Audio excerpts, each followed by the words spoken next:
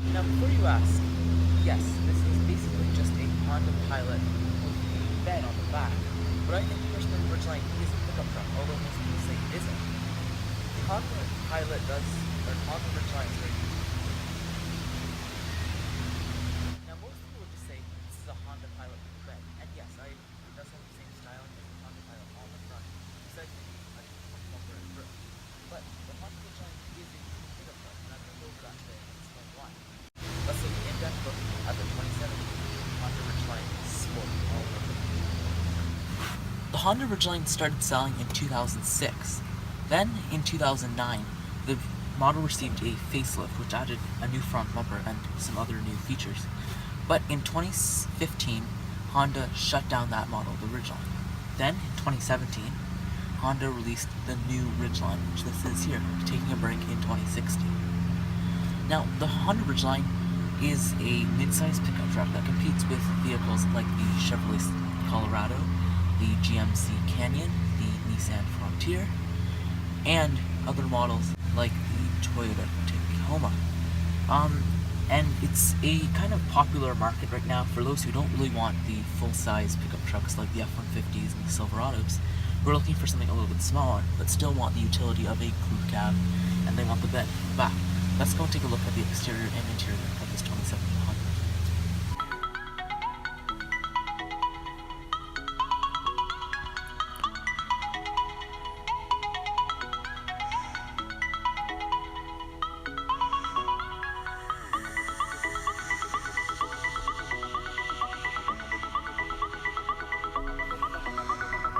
The Honda Ridgeline exterior follows a very similar pattern with all Honda vehicles, featuring a similar Honda grille and headlights to models like the Pilot and CR-V, but the overall design of the rest of the vehicle is new, taking away from that old Ridgeline look and going for more of a typical pickup truck look, with a large crew cab and a short bed at the back.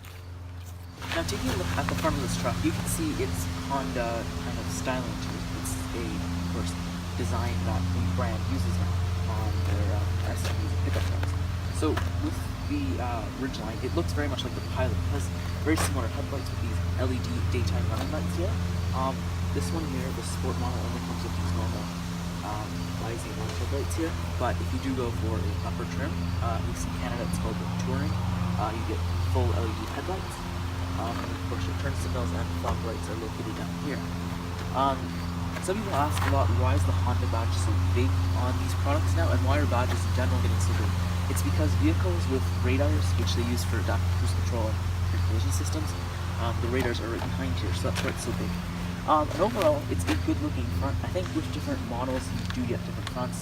This Sport, for example, just has a pretty simple bumper here with chrome trim that goes all the way through the headlights here, and of course that's the split is down here. Let's go take a look at the side and back. The Ridgeline stands out the most from all the other trucks that are for sale in the midsize thing is its innovation. This truck has so many more features than any of the other competitors like the Tacoma and the Colorado do. Let's take a look first at the bed. Now, a bed is a pretty simple thing, and most manufacturers just put the bed on the back of the truck. But Honda had a different thing. You can open the tailgate like this, so you can go tailgating. Perfect. But if you want have an easier loading area, you can open it simply with a handle down here, and it opens like this. This way you don't have to reach over your tailgate, you can simply just slide things in. Another cool thing is this. There's a trunk in here where you can store all of your stuff. For example, my dad stores all of his tools in here for his business, and it's a really practical thing to do.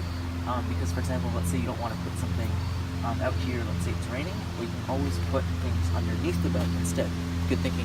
There's also a plug down here, so if you do want to put ice down here and turn it into a cooler, you can drain the ice after it's melted. All Ridgelines come with Honda's Smart Key Access system with push button start and remote start. So all you do to remote start it is just push the lock button and then hold this.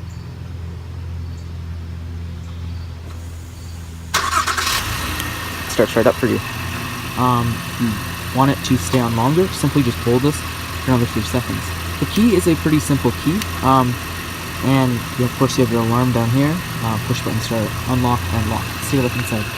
To unlock it, simply just put your key in your pocket and put your hand behind the door to unlock it. And put it right there. Now, when you want to start it, all you do is put your foot on the brake, push the engine start button, and the truck will be started and ready to drive. If you want to turn it off, simply push the button again. It shuts off. Taking a first look inside, of course, you have your infotainment system in the center here, with your HVAC and climate controls, and then your shifter down here, and actually it's a pretty neat looking gauge cluster down here. Let's take a more in-depth look at the interior. Now that we're inside, let's take a little bit more of a look at the truck. So all you have to do to start off, like I said before, is just put your foot on the brake and then push the button to start up, and it starts right up. Wow. Let's take a look at the infotainment system first. So looking up here, top here, once it fully loads, you can take a look at it. So this truck here is just a sport model, so it comes with the 8-inch touchscreen, but it doesn't come with navigation. You have to upgrade to a higher temperature safety navigation function on the truck. So at the top here you have your phone, your phone controls there. You go to the audio here, so you change your station over here. And then when you do plug in your phone, you do receive CarPlay or Android Auto, which phone you have. And it's a pretty good system here. And the screen overall is pretty responsive. It's easy to use. You can actually browse the internet with it too if you want. And you can add more apps or widgets to the main screen. Taking a look now at the climate controls down below. They're pretty simple to use, so it is tri-zone climate control, so driver, passenger, and the rear seats have their own climate controls. When you do get a higher trim though, you do get actual controls back here in the rear seat to control the climate back there. But when you do get a lower trim, you have to control the climate from the middle screen. So all you have to do is push RR settings, and then you can change the temperature of the rear simply using either tab on the other side. And then of course you have all the buttons down here. You can sync them all, loads and all that. And then the temperatures on the right here, side you're at. This thing does have a CD player still, which is I guess convenient. And then your PVC controls are on either side. If you can look down here, this is your plug for your USB. When you plug it in here, this comes up on the screen in the Apple CarPlay and Android Auto. And then taking a look down here, you have your phone socket and to the storage screen. Taking a look towards the center gauge cluster. On the left you have your tachometer. On the right you have your engine oil temperature. And then below that you have your fuel gauge. And then in the middle you have a Honda screen, so that tells you what speed you're going. Up below, and then up top, sorry. And then down below you have your information screen. So when you're using, for example, some of the safety features will light up there. Even if the door's open right now, so it tells me that there. And all the different things there. Underneath that, of course, you have your what gear driven. This is the 6-speed automatic transmission, and it is linked to, I believe, a 3.5-liter V6 with V10. And then, of course, your mileage on the left here, and the temperature on the right. Taking a look down here, you have your 2 cup holders. For storage area here is a button for your train response unit, or your intelligent traction management system. And through here you can change between normal, snow, mud, and sand, depending on what you're driving on. And there's a cool little picture of a Ridgeline driving on, of course, different kinds of road surfaces. Here's your 6-speed automatic here. So when you want to move it, you just put your foot on the brake, and you can change to reverse, and control the drive, and then you have your range storage area you can use. And your little side, this is your little side button here to shift it manually. If you want, it's not a manual mode, but you can go ahead and range here. Looking down here, you have a good-sized center console here, and this little slider piece that goes through it, as well as another USB and another 12 outlet. And then you have a little slider piece here, and this slide's closed, and that gives you a lot of space on top. Taking a look above here, you have your controls for your home light system, so this you control your garage doors and other lights at the house, and then of course you have your sunroof controls and the controls for your windows that lights up here, and you have a good sunroof crossover with a little mirror, so you can actually look at the rear seat. Let's go take a look now at the rear seats. If you come in to take a look now at the rear seats, you can see that I'm sitting on a single seat. The reason is there's actually foldable seats up here, and a lot of pickup trucks are now adding this sort of line. But this truck here, it's the only truck in its class where you can fit a full-size bicycle in the back seat with all the seats folded up, so that's pretty good.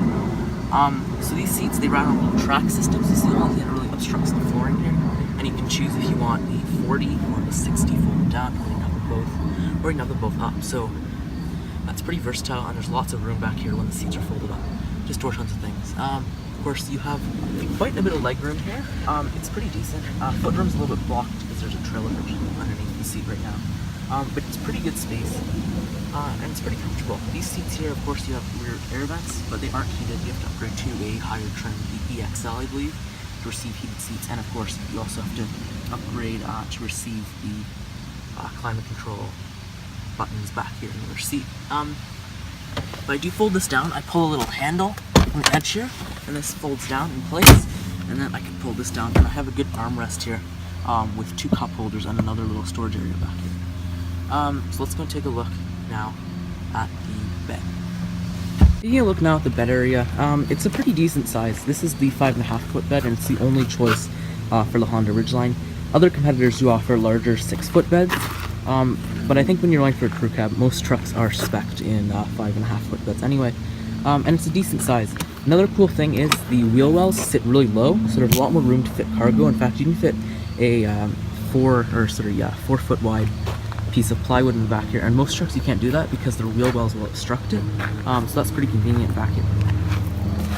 The Honda Ridgeline isn't just a Pilot with a bed. It has so much more than that. It has cool truck stuff, like an in-bed trunk, and an available truck bed audio system. The Honda Ridgeline has cool tech features that you can't get in very few other trucks, like adaptive cruise control and a lot of the other safety management systems, as well as it has Android Auto, Apple CarPlay, and tons of cool features in it. Make sure to subscribe, and thanks for watching.